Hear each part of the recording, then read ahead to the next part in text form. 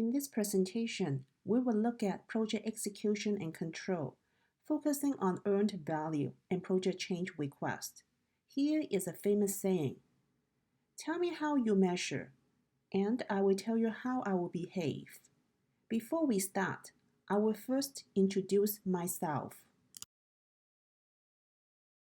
Hey, this is Amy Law, your presenter. I have been working in IT for over 20 years, in pipelines, energy regulator, oil and gas, utilities, transportations, and telecommunications.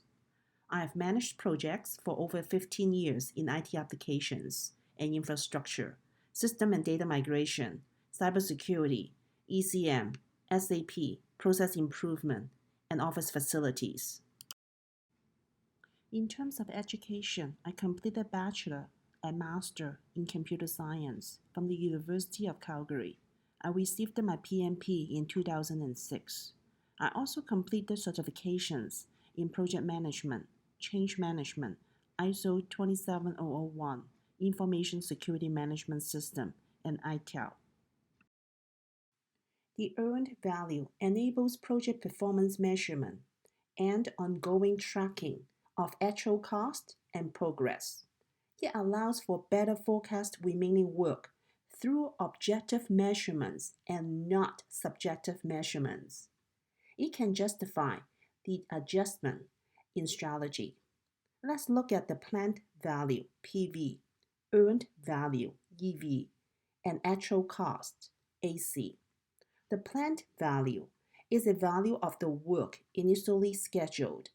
The earned value is the value of the work accomplished today, and it is overall budget multiplied by percent achieved. The actual cost is the amount accumulated timesheet and invoices to date. We can track performance measures. For example, the cost variance, also known as CV, is equal to earned value minus actual cost. Schedule variance, also known as SV, is equal to earned value minus planned value. If the CV or SV is 0, then we are in a perfect world. Also, we can track efficiency ratios. For example, the Cost Performance Index, also known as CPI, is equal to earned value divided by actual cost. The Schedule Performance Index, also known as SPI, is equal to earned value divided by planned value. If the CPI or SPI is 1, then we are in a perfect world. Here is a graphical representation on the project budget update with the actual cost, planned value, and earned value. The accumulated amount are drawn on the graph across the project time. Here is a graphical representation on the earned value, including the actual cost, planned value, cost variance, schedule variance, and schedule delay. In this example, the actual cost is higher than the earned value. Therefore, the cost variance is negative. Negative cost variance is a bad thing for a business because we cannot guarantee to come up with additional funds to cover the unexpected cost. The planned value is higher than the earned value. Therefore, the schedule variance is negative. If a schedule variance is negative, then the project is behind schedule. In this case, the project manager must consider to adjust the strategy, add additional resources, enable concurrent activities, and/or update sequence of activities to bring the project back on track. Here is an example. We have a project with an approved initial budget of 500 hours and schedule of 5 months. During a project status meeting at the end of 3 months, the project has used 300 hours and estimated 50% of the work achieved.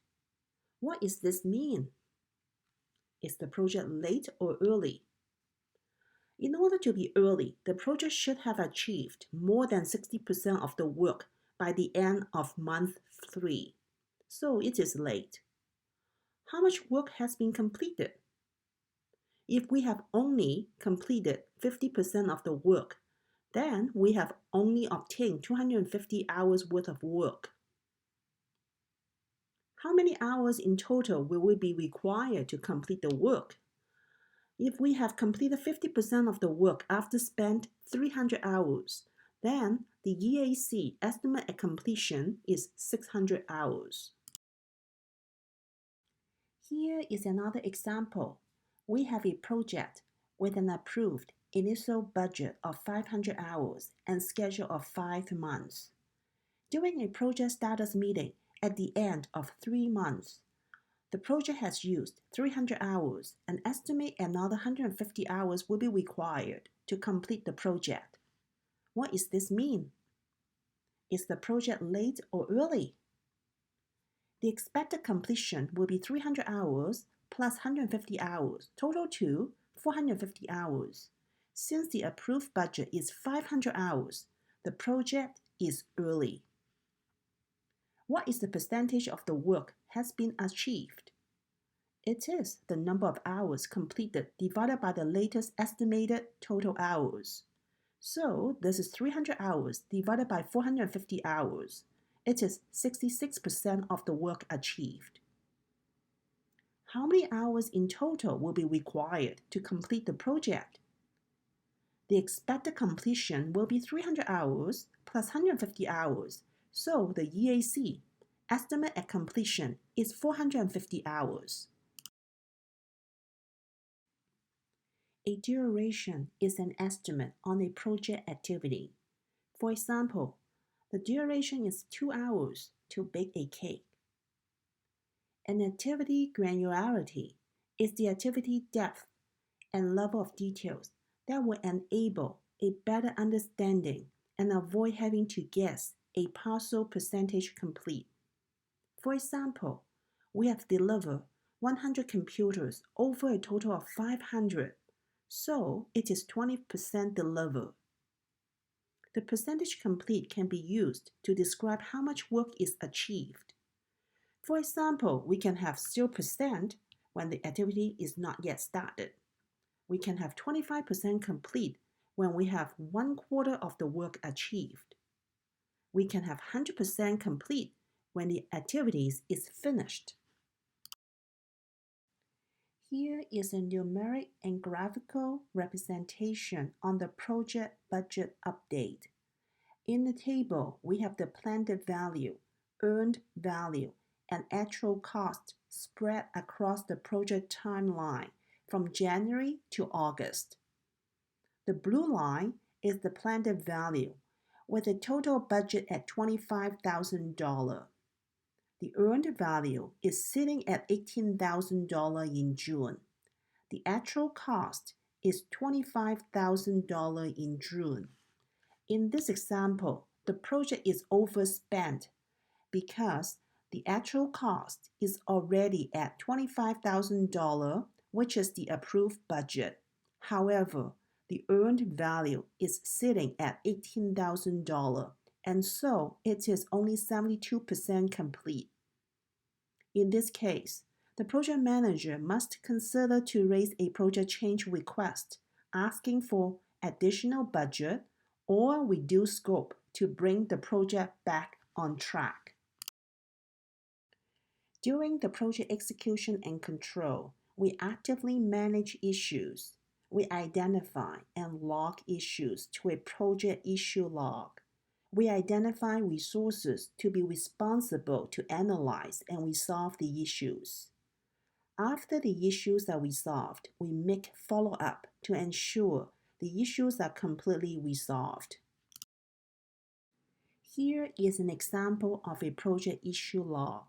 The issue log includes issue description, impact area, resolution suggestion, initial log date, expected response date, actual resolve date, issue owner, and status.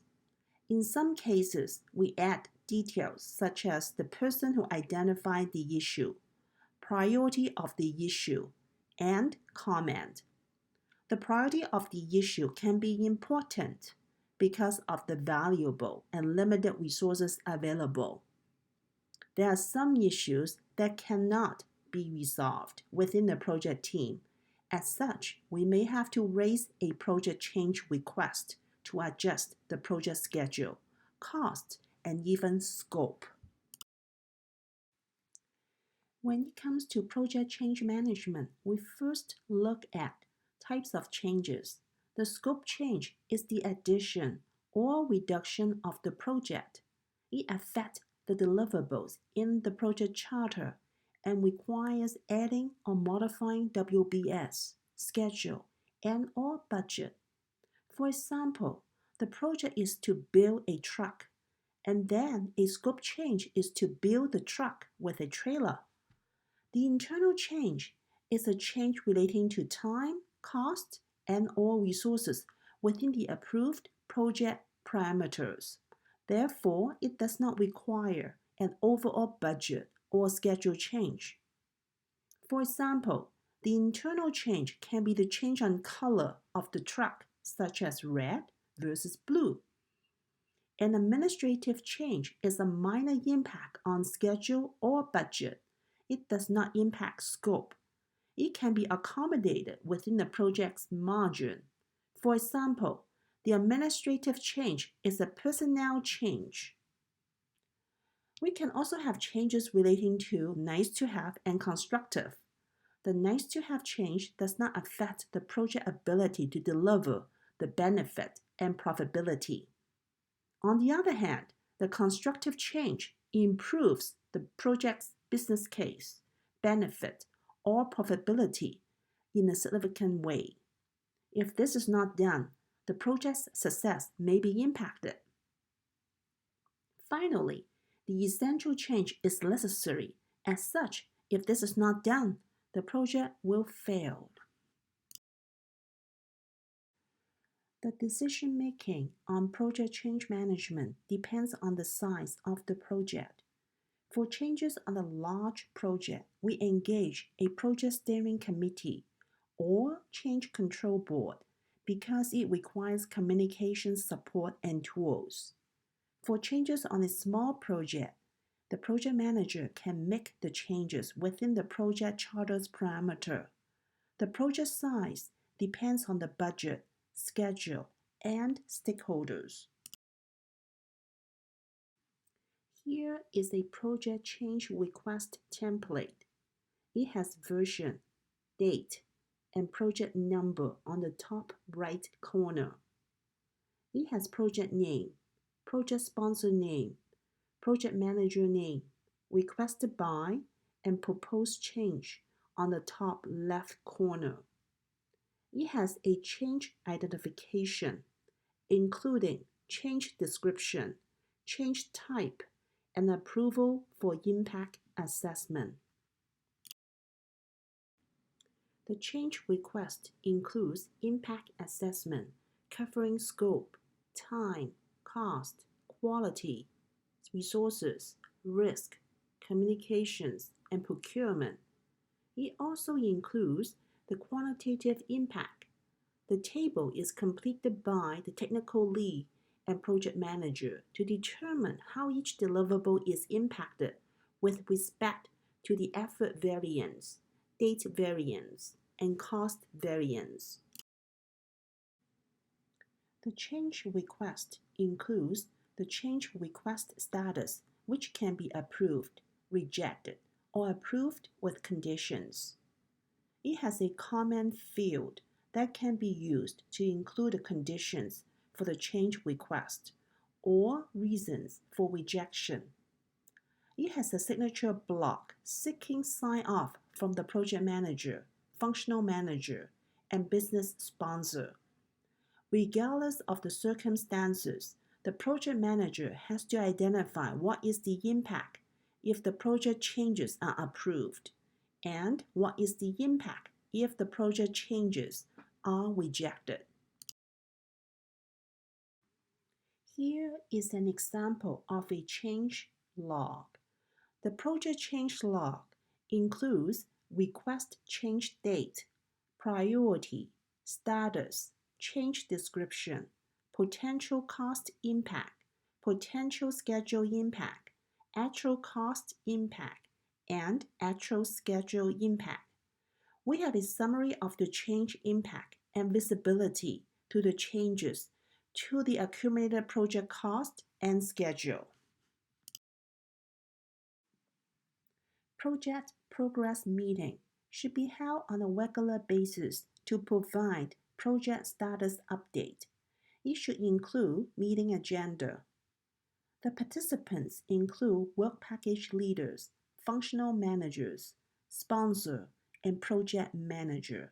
Depending on the project size and type, the progress meeting can be held weekly, bi-weekly, or monthly.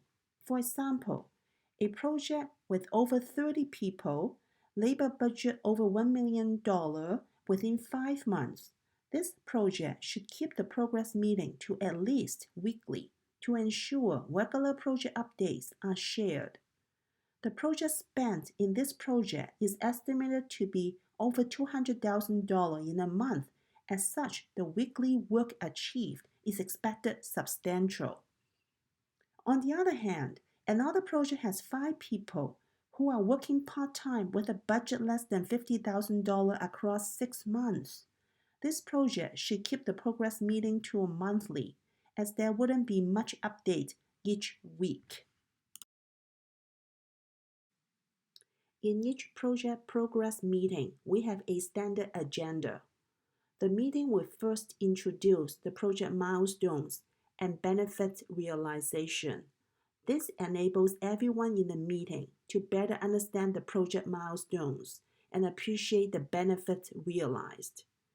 Next, each work package leader will provide their work package status update. This includes the accomplishments from the last period and planned activities for the next period. To address any roadblocks, the meeting includes a review of a high priority and high impact and high probability risk and known issues. This gives us a chance to look for new opportunities as well. Last but not least, we'll go over any project change request and recognize excellence. In quality management, we first must define the project with user requirements, functional specification, and design specifications. We use a requirement traceability matrix to track these requirements. In some cases, we add standards to the design specification to ensure we have a concrete and detail-oriented project definition. For each design specification, we conduct unit tests. For each functional specification, we conduct functional tests. For each user requirement, we conduct acceptance test, also known as UAT, user acceptance testing. In addition to meeting the requirements and specifications, we must test against the fitness for use. For example, Japanese cars were known with high quality and low rejection. Therefore, they gained market shares. On the other hand, American cars were like a monopoly after World War II. It had a low quality and high recall. In this case, it is worth to design with quality, aiming to land on the zero rejection level. The product specifications can be tangible or intangible. The tangible product is measurable and testable through inspection. On the other hand, the intangible product does not have a physical presence, and therefore the intangible product requirement must be clearly established with desired result. For example, The intangible product can be the confidence gain in an industry, a growth of a user productivity, an increase of retention, a decrease of turnover, and improved user satisfaction and employees' morale. They are real challenge to measure. We can measure the user satisfaction through a survey with a sample testing at 100 per day. In summary, the project monitoring and execution is all about managing changes. In a project, changes always take place. Here is a famous saying: there's nothing permanent except change.